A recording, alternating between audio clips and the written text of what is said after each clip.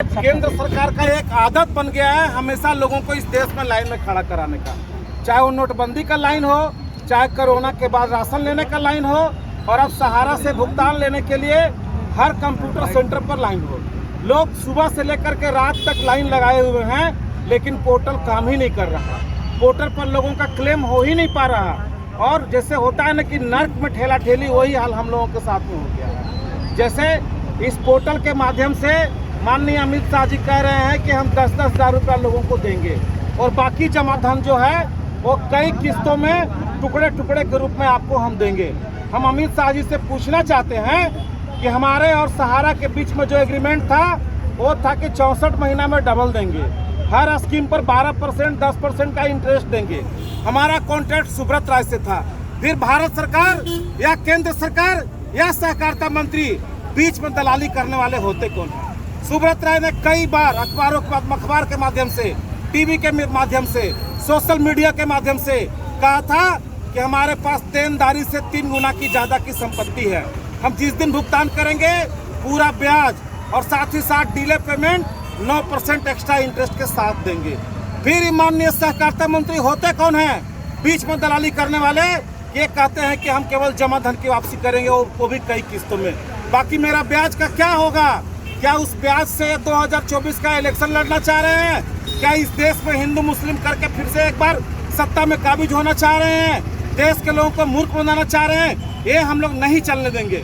हम लोगों को संपूर्ण भुगतान चाहिए।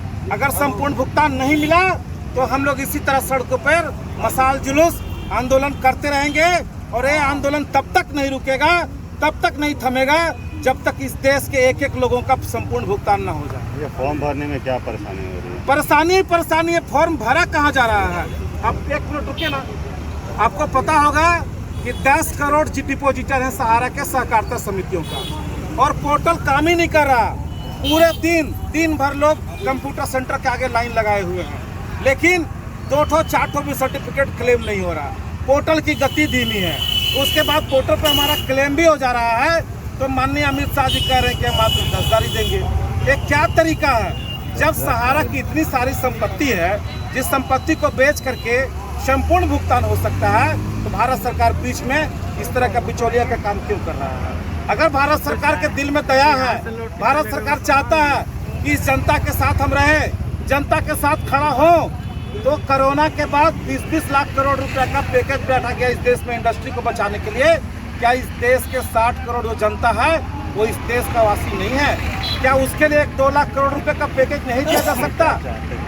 हम लोग चाहते हैं केंद्र सरकार हमारा संपूर्ण भुगतान दे और सहारा की संपत्ति सीज करके उसका अपना एक पैसे की वसूली कर ले। तो अपने फॉर्म भर रहे हैं कि नहीं? फॉर्म तो हम लोग भरेंगे ही।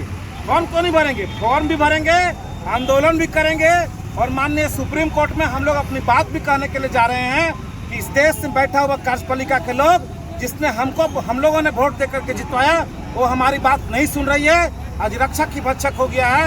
एक सुब्रत राय को बचाने के लिए इस देश के 50 करोड़ लोगों को सूली पर चढ़ा दिया गया है। पूरा देश जश्न मनाने की तैयारी में, आप क्या कहना चाहते हैं सर?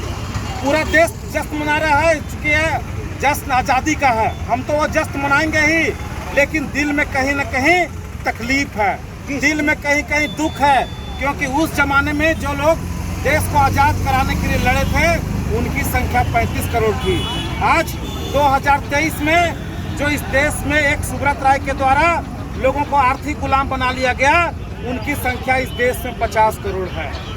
इस देश के लोगों को सोचना चाहिए कि आपका कैसा ये ऑडिट था, कैसा ये लाइसेंस था, जिसके माध्यम से एक व्यक्ति ने इस देश को 13 करोड़ जनता और उसके परिवार को आर्थिक गुलाम बनाया। क्या इस गुलामी से निकालने के लिए केंद्र सरकार के पास कोई योजना नहीं है? क्या केंद्र सरकार देश के 50 करोड़ जनता के साथ खड़ा होना नहीं चाह रही है?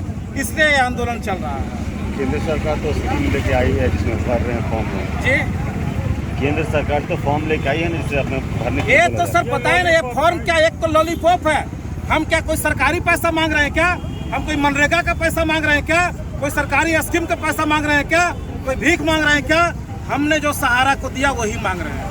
हमने सहारा को जिस कॉन्ट्रैक्ट पे पैसा दिया था वो कॉन्ट्रैक्ट पूरा होना चाहिए। हमको पूरा ब्याज के साथ पैसा मिलना चाहिए। हम 10 हज़ार का विरोध करते हैं। हमको संपूर्ण भुगतान चाहिए और एक दिन का ब्याज जोड़ करके चाहिए।